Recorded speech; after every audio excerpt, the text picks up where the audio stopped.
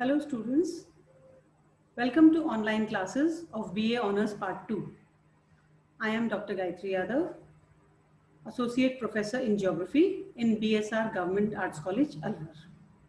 Students, today here we are doing the paper of Political Geography in BA Honours Part 2, and the topic for today is Role of Economic Elements in Political Geography. This is an extension of lecture of yesterday's lecture, and yesterday we had done Part 3. Today we are doing part 4.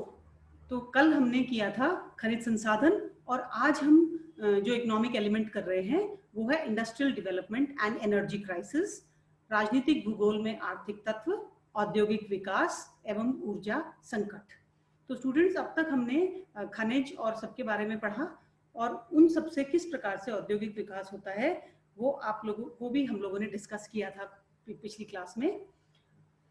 राज्य को प्रभावित करने वाले आर्थिक तत्वों में उद्योगों का महत्व अत्यधिक है, क्योंकि वर्तमान समय में राष्ट्रीय शक्ति का मापदंड औद्योगिक विकास ही माना जाता है. औद्योगिक विकास एवं राजनीतिक शक्ति आज के युग में अन्योन्याश्रित तथ्य बन गए हैं. जो देश जितना ज्यादा इंडस्ट्रियली डेवलप्ड है उसको हम उतना ही स्ट्रॉन्ग मानते हैं, उसका इंफ्रास्ट्रक्चर उतना ही अच्छा होता है. तो राजनीतिक शक्ति माने के एक डेवलप्ड देश, और डेवलप्ड देश माने के औद्योगिक रूप से विकसित देश. प्रत्येक शक्तिशाली देश औद्योगिक दृष्टि से भी संपन्न राष्ट्र है. राज्यों की औद्योगिक क्षमता का मापन अति कठिन है. यद्यपि प्रत्येक उद्योग की अलग से तुलना संभव है, किंतु पर्याप्त आंकड़ों के अभाव में विशेषकर साम्यवादी देशों में सही तथ्य उपलब्ध न होने के कारण सही परिणाम नहीं देता.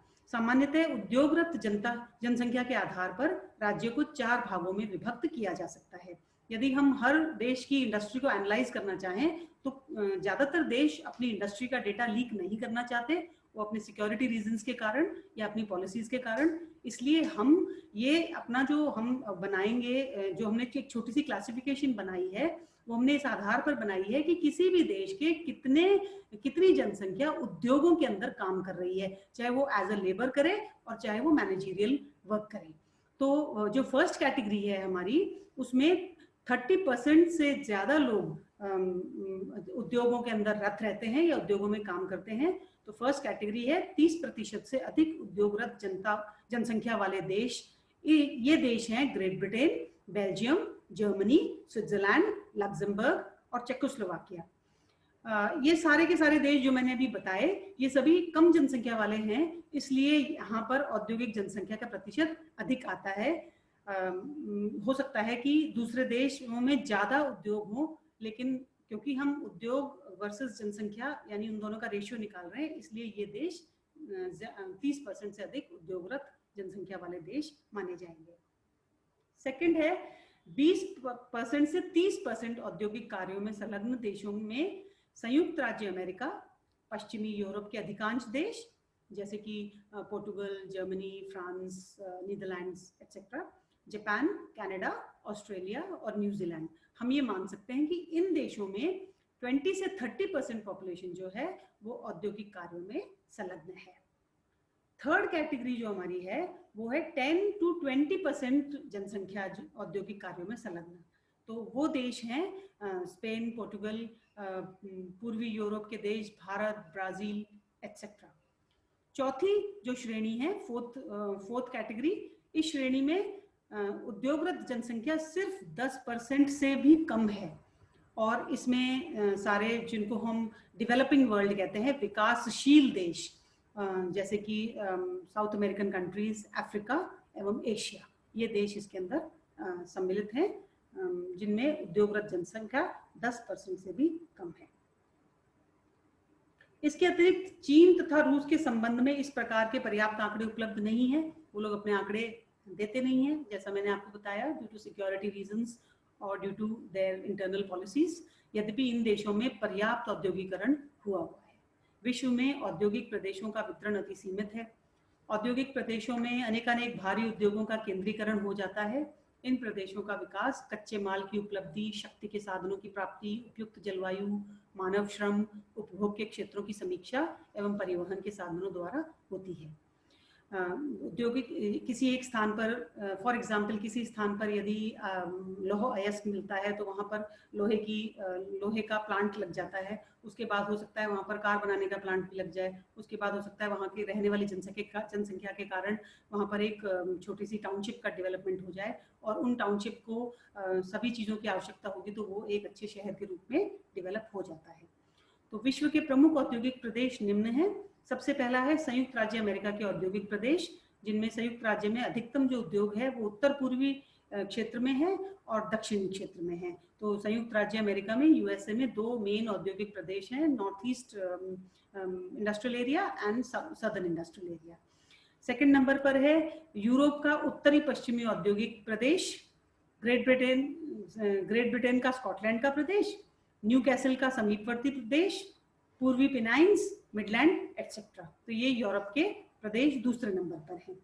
तीसरे नंबर पर रूस के औद्योगिक क्षेत्र, यूरोपीय रूस, यूराल क्षेत्र एवं धूर पूर्व क्षेत्र। चौथे नंबर पर है चीन का शंघाई वुहान क्षेत्र, उत्तर पूर्वी औद्योगिक प्रदेश तथा बीजिंग प्रदेश। स्टूडेंट्स, आप लोग मैप में इन सब एरियाज को देखकर इनको मार्क कर सकते हैं, जिससे कि आपको ये अंदाजा हो जाए कि किस तरह से उद्योग पूरे विश्व के अंदर स्प्रेड हैं या फैले हुए हैं। जापान में टोक्यो, योकोहामा तथा ओसाका, कोबे, क्योटो प्रमुख औद्योगिक क्षेत्र हैं। 2 प्रमुख औद्योगिक क्षेत्र हैं, एक तो टोक्यो से योकोहामा तक और एक ओसाका, कोबे, क्योटो तक। उद्योग जहां एक देश की प्रगति में सहायक होते हैं, दूसरी ओर विदेशी आक्रमणों के समय, वायु आक्रमणों के समय अधिक भेद्य होते हैं। यानी कोई भी देश यदि आक्रमण करना चाहेगा तो उस देश के औद्योगिक एरिया के ऊपर ही आक्रमण करना चाहेगा, जिससे कि उनका उद्योग नष्ट होते ही उस देश की इकोनॉमी जो है वो ध्वस्त हो जाए और उस देश के ऊपर वो विजय पा सके। द्वितीय विश्व युद्ध के समय अनेक उद्योगों को हानि पहुंचाई गई। जर्मनी ने ब्रिटेन के अनेक उद्योगों को अपने आक्रमणों का निशाना बनाया था। इस प्रकार मित्र राष्ट्रों ने जर्मनी के उद्योगों पर भयंकर आक्रमण किया था। औद्योगिक उत्पादनों का युद्ध के समय और अधिक महत्व हो जाता है, विशेषकर इस प्रकार के उद्योग जिनसे रक्षा का उत्पादन होता है, जैसे कि aeroplane, ships, war material etcetera. आज अनेक देशों में इस प्रकार के उद्योग हैं जहां सैनिक उपयोग की वस्तुएं, लड़ाकू विमान, टैंक आदि रक्षा सामग्री का उत्पादन होता है। यह उद्योग देश की सुरक्षा को मजबूत बनाते हैं। संक्षेप में हम कह सकते हैं कि औद्योगिक विकास आधुनिक राज्य के लिए एक आधार तैयार करते हैं, जिससे राज्य का विकास होता है तथा राज्य शक्तिशाली होता है। अब स्टूडेंट्स, हम इसी से ही सिमिलर टॉपिक पे जो हमने पिछले दिनों में किया है, खनिज संसाधन उद्योग एक्सेट्रा, इनके साथ हम ऊर्जा संकट के बारे में अभी बात करेंगे। तो जैसा शुरू में हमने वो किया था खनिज संसाधन से पहले वाला टॉपिक कि कोयला कहाँ पर उपलब्ध है और एनर्जी के रिसोर्सेज क्या हैं, तो विश्व में सबसे पहले एनर्जी का जो सोर्स था वो कोयला था। कोयले से रेलवेज और इंडस्ट्रियलाइजेशन में, फैक्ट्रीज में कोयले का यूज़ हुआ। उसके बाद कोयले से बिजली बनाई गई। तो धीरे धीरे कोयला विश्व में कम होने लगा। तो ऊर्जा संकट माने के कोयले का कम होना, पेट्रोलियम का कम होना और अन्य ऊर्जाओं का कम होना। तो कुछ ऊर्जा हमको ऐसे सोर्सेज से मिलती है जो कि रिप्लेनिश नहीं हो सकते, यानी कि रिन्यू नहीं हो सकते, और कुछ ऊर्जा हमें ऐसे स्रोतों से मिलती है जो कि रिन्यू हो सकते हैं, जैसे कि wind source, solar source, tidal energy, wave energy etcetera. तो ऊर्जा, आपको पता है किसी भी देश में ऊर्जा यदि सतत मिलती रहेगी तो उस देश का विकास होगा। सारे जो फैक्ट्रीज और प्लांट्स होते हैं वो ऊर्जा से ही चलते हैं। तो ऊर्जा हम कह सकते हैं कि आर्थिक विकास का आधार है। कोई भी देश तब तक उन्नति नहीं कर सकता जब तक उसके पास ऊर्जा के पर्याप्त संसाधन हों। पहले जनसंख्या कम थी और मानव की आवश्यकताएं भी सीमित थी, परंतु समय बीतने के साथ जनसंख्या में वृद्धि हुई और मानव की आवश्यकताएं भी बढ़ने लगी। औद्योगिक क्रांति के परिणाम स्वरूप विश्व के विभिन्न भागों में औद्योगिक विकास होने लगा और ऊर्जा की मांग बढ़ने लगी। आज विभिन्न आर्थिक क्रियाओं के लिए विभिन्न प्रकार के ऊर्जा स्रोतों का प्रयोग किया जाता है, जिनमें कोयला, पेट्रोलियम, नेचुरल गैस, प्राकृतिक गैस, परमाणु ऊर्जा प्रमुख है। पेट्रोलियम का उपयोग 1859 में यूएसए में प्रारंभ हुआ। 20वीं शताब्दी के प्रारंभिक चरणों में मध्य पूर्व में तेल के भंडारों की खोज हुई। और प्रथम विश्व युद्ध के बाद यह विश्व का सबसे महत्वपूर्ण उत्पादक क्षेत्र बन गया, मतलब 1945 के बाद। ज़्यादा पुरानी बात नहीं है, कुछ 60-70 साल ही हुए हैं। विश्व की राजनीतिक गतिविधियों में मध्य पूर्व के देशों का महत्व बहुत अधिक हो गया, क्योंकि वहाँ पर पेट्रोलियम मिलने लगा। एक अनुपजाऊ देश था, लेकिन पेट्रोलियम मिलने से वो देश बहुत उपजाऊ हो गया। उपज किसकी? पेट्रोलियम की। अब स्थिति यह है कि अरब राष्ट्रों के हाथ में खनिज तेल का एक आश्चर्यजनक भू राजनीतिक हथियार है। वो उस हथियार से जैसे मन चाहे पूरे विश्व के साथ खेल सकते हैं। जब मन चाहे अपने पेट्रोलियम की कीमतों को कम या ज्यादा कर सकते हैं, उसकी पेट्रोलियम के निर्यात को रोक सकते हैं, और इसके द्वारा वे शक्ति प्रदर्शन करते हैं। यह देश स्वेच्छा से तेल के उत्पादन में कमी या वृद्धि करके तेल की कीमतों को निश्चित करते हैं और विश्व की अर्थव्यवस्था को प्रभावित करते हैं। पेट्रोल के ऊपर पूरे विश्व की, या यो हम ये कह सकते हैं कि भारत की भी अर्थव्यवस्था पेट्रोल के आसपास डोलती है। तेल की आपूर्ति के संदर्भ में यूएसए जैसे शक्तिशाली देश को भी इन देशों के आगे झुकना पड़ता है। यह देश किसी भी देश को तेल बेचना बंद करके उस देश के लिए ऊर्जा संकट पैदा कर सकते हैं।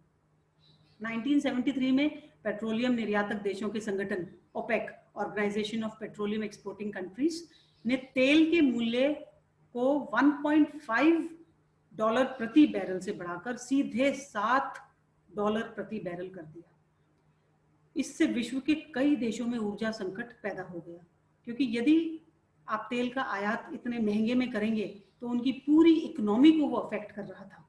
भारत जैसे विकासशील देशों को कुल आयात का 3/4 धन तेल के आयात पर खर्च करना पड़ा। वर्तमान में पश्चिमी एशिया के देशों की विश्व राजनीति में प्रमुख भूमिका का कारण यही उपलब्ध पेट्रोलियम है। पेट्रोलियम के मूल्य में उतार चढ़ाव का प्रभाव विश्व के अनेक देशों पर सीधा पड़ रहा है। अमेरिका तथा अन्य यूरोपीय देश तथा रूस का पश्चिमी एशिया में दखल का कारण भी पेट्रोलियम ही है। इस कारण यह क्षेत्र भू राजनीति का संघर्ष क्षेत्र, कॉन्फ्लिक्ट एरिया ऑफ जियोपॉलिटिक्स बन गया है। ये जो मध्य पूर्व का जो देश है, इसमें सारे देश, सारे जो शक्ति या सारे पावरफुल जो देश हैं, वो सब इस राजनीति के अंदर, इस जियोपॉलिटिक्स के अंदर अपना दखल रखना चाहते हैं। ऊर्जा संकट को दूर करने के लिए निम्नलिखित सुझाव प्रभावशाली हो सकते हैं। सबसे पहले, कोयले के प्रयोग से पर्यावरण का प्रदूषण होता है, अतः कोयले का प्रयोग करने से पहले उसे परिष्कृत किया जाए और कोयले का प्रयोग करने वाली प्रौद्योगिकी में सुधार लाया जाए। सेकंड, तेल के संरक्षण की आवश्यकता बहुत अधिक है, क्योंकि खनिज तेल और प्राकृतिक गैस का निरंतर प्रयोग बढ़ रहा है और इनके भंडार सीमित हैं। एक दिन जब पेट्रोलियम और नेचुरल गैस खत्म हो जाएगा तो हम इमेजिन कर सकते हैं कि हमारे सारे पहिए रुक जाएंगे और हमारे देश के विकास की क्या स्थिति होगी, ये आप लोग खुद ही समझ सकते हैं। परमाणु ऊर्जा के प्रयोग में वृद्धि की जाए तथा इस प्रकार की प्रौद्योगिकी का विकास किया जाना आवश्यक है, क्योंकि परमाणु ऊर्जा बहुत कम अमाउंट में परमाणु जो मटेरियल होता है उससे बहुत ज़्यादा ऊर्जा हमें मिलती है, इसलिए इसका विकास होना चाहिए। फिर हमें मुड़ना चाहिए गैर परंपरागत स्रोतों की तरफ, या फिर हम इनको गैर परंपरागत या फिर रिन्यूएबल सोर्सेज की तरफ, जो कभी भी खत्म नहीं होते, जैसे कि सौर ऊर्जा, पवन ऊर्जा, ज्वारीय ऊर्जा, भूतापीय ऊर्जा। इनका अधिकतम विकास प्रत्येक देश को कोशिश करनी चाहिए कि वो बढ़े। आर्थिक विकास एवं जनसंख्या वृद्धि में संतुलन स्थापित करके भी ऊर्जा संकट की समस्या को काफ़ी हद तक हल किया जा सकता है, क्योंकि किसी भी देश की यदि जनसंख्या ज़्यादा है तो उनकी आपूर्ति उस ऊर्जा से नहीं हो सकेगी। तो स्टूडेंट्स, ये था आज का लेक्चर। यदि आपको कोई प्रॉब्लम हो तो आप व्हाट्सएप ग्रुप पर आ सकते हैं और हम उस प्रॉब्लम को डिस्कस कर सकते हैं।